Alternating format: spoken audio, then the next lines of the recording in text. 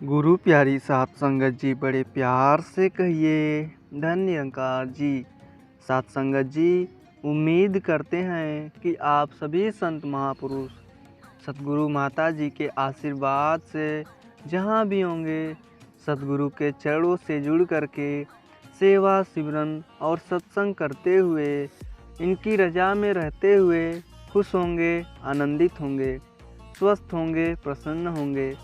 सात संगत जी, आज के टॉपिक का नाम है कि हरि का दास कैसे बना जाए। सात संगत जी, आज संसार ने देख लिया है कि आप गुरुमुखों महापुरुषों में जो भला मांगने की तथा दातार का भाड़ा मीठा करके मानने की भावनाएं हैं, वे केवल बातें ही नहीं हैं बल्कि वास्तविकता हैं।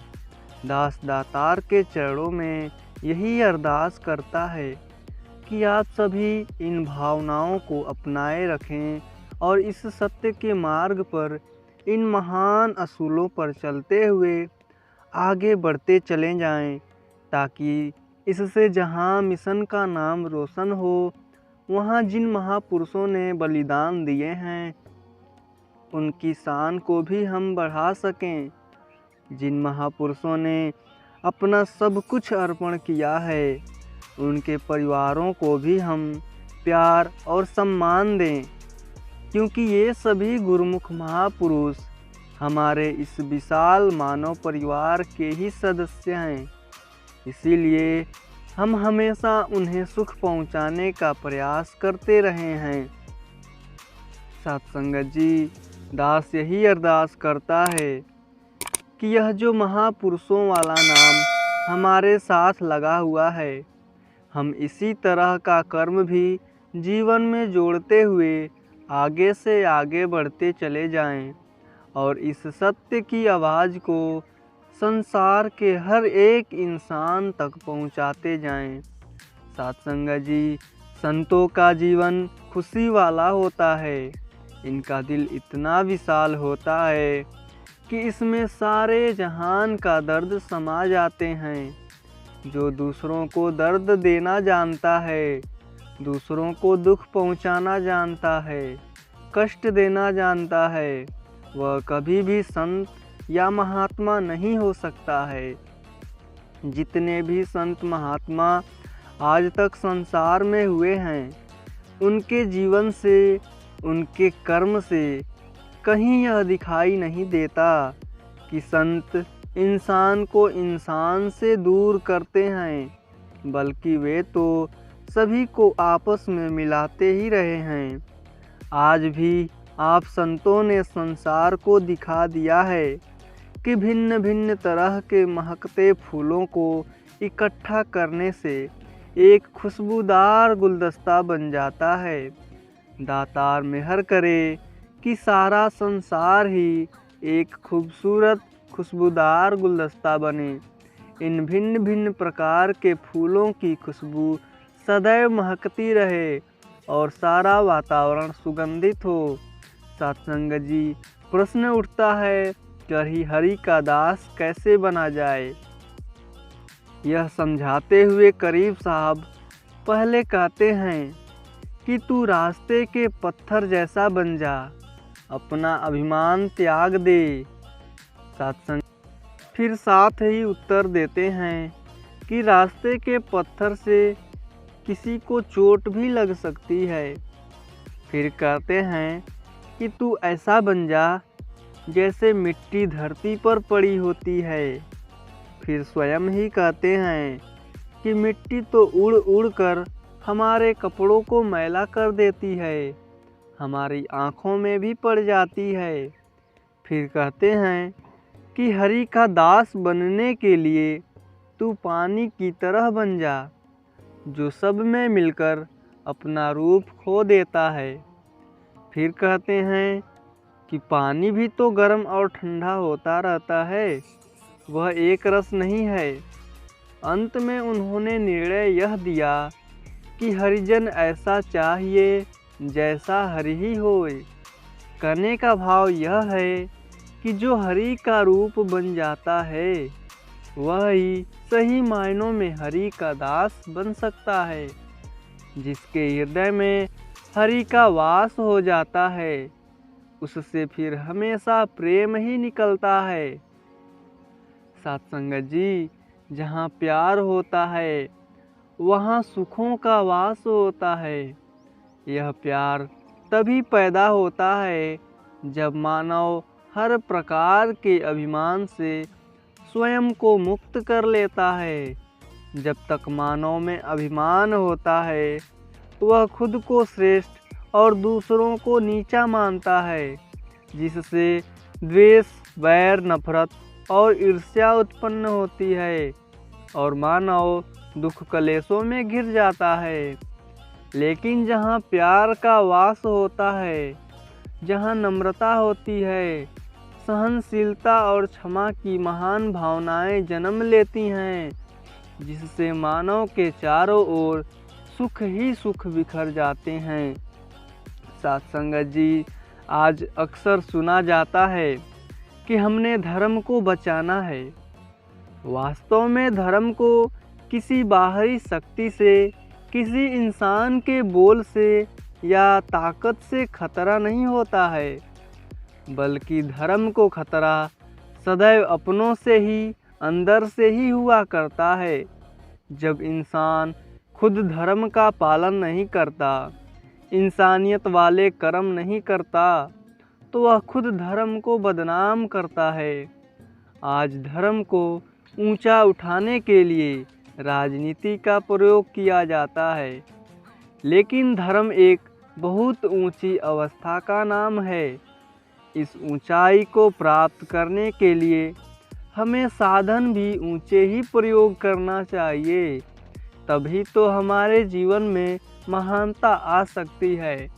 जिस प्रकार अगर हमने किसी ऊंची मीनार पर पड़ी किसी कीमती वस्तु को प्राप्त करनी है और हम उस सीढ़ी का सहारा लें जिसे दीमक ने खा रखा हो, तो हम उस कीमती वस्तु तक कभी नहीं पहुंच सकते हैं। इसी प्रकार अगर हम एक मेज के ऊपर तो बहुत सुंदर संगमरमर लगा दें, लेकिन उसकी टांगें उसी प्रकार सड़ी गली रहें, तो वह मेज कभी भी मजबूत नहीं हो पाती। ऊंचे आदर्शों के लिए साधन भी ऊंचे होने चाहिए। सत्संग जी, हमने किसी ऐसी बात में नहीं आना या ऐसी बात में नहीं करनी जिससे हमारे गुरु, हमारी साध संगत पर कोई दाग आए। निजी तौर पर भी हम ऐसी कोई बात न करें जिससे समूचे तौर पर नुकसान हो। हमारा जीवन ऐसा हो जिसे देखकर सबको खुद ब खुद ही प्रेरणा मिले, सभी कहें कि इसमें कितना मिठास है, कितनी प्रीत नम्रता है। सत्संग जी, हम देखते हैं कि चीनी या शक्कर की बोरी में कहीं भी सुराख करें तो उसमें से चीनी या शक्कर ही निकलती है।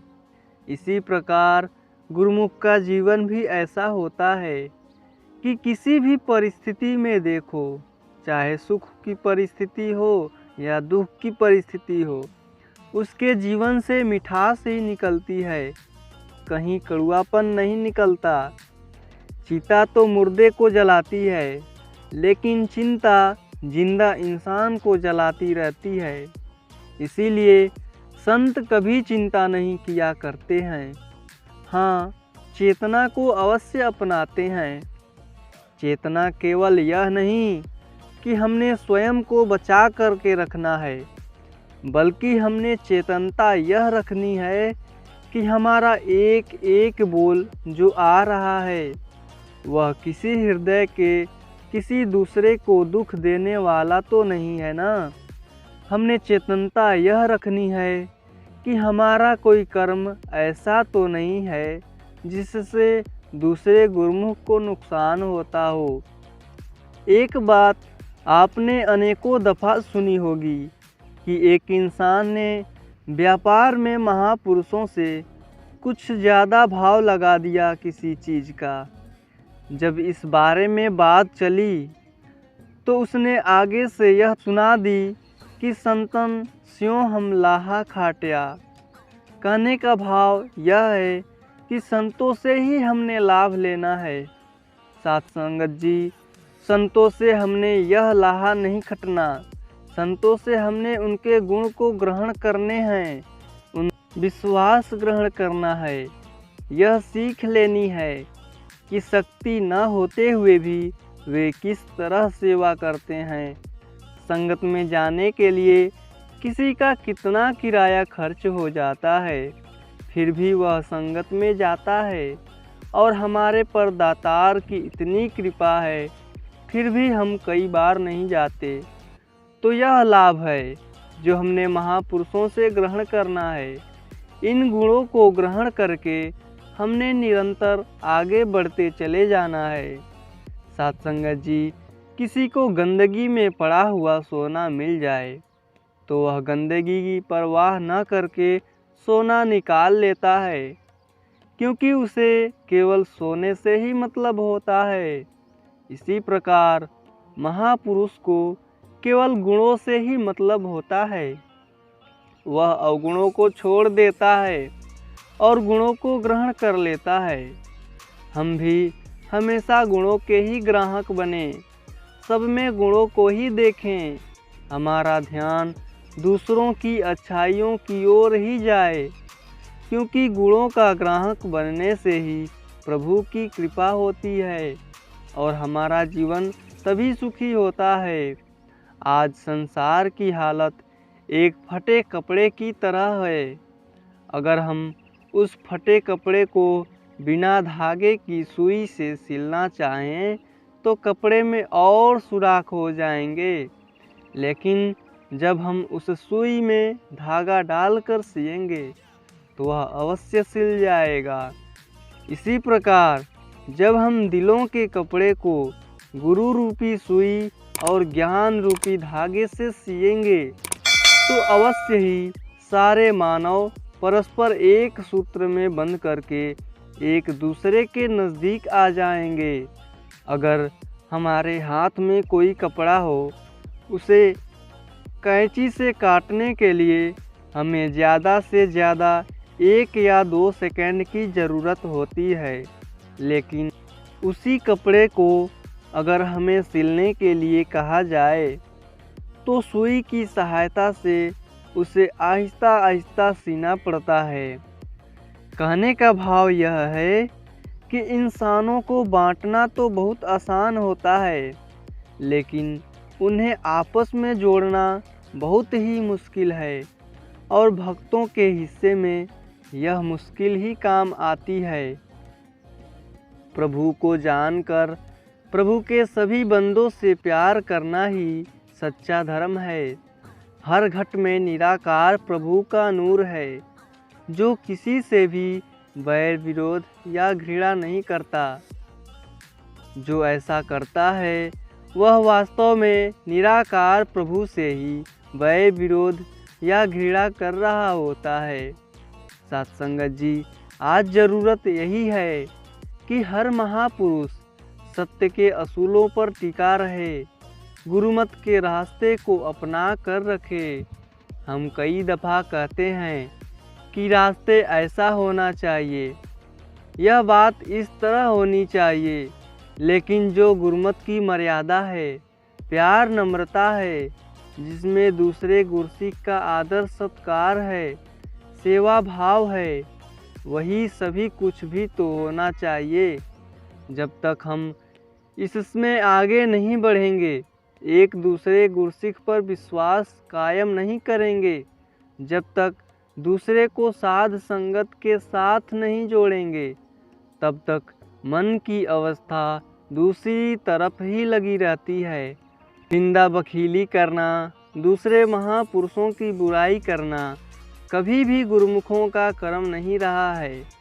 वास्तव में ऐसे महापुरुष के कारण ही संसार बच सकता है, जो अपने असूलों पर सदैव कायम रहते हैं।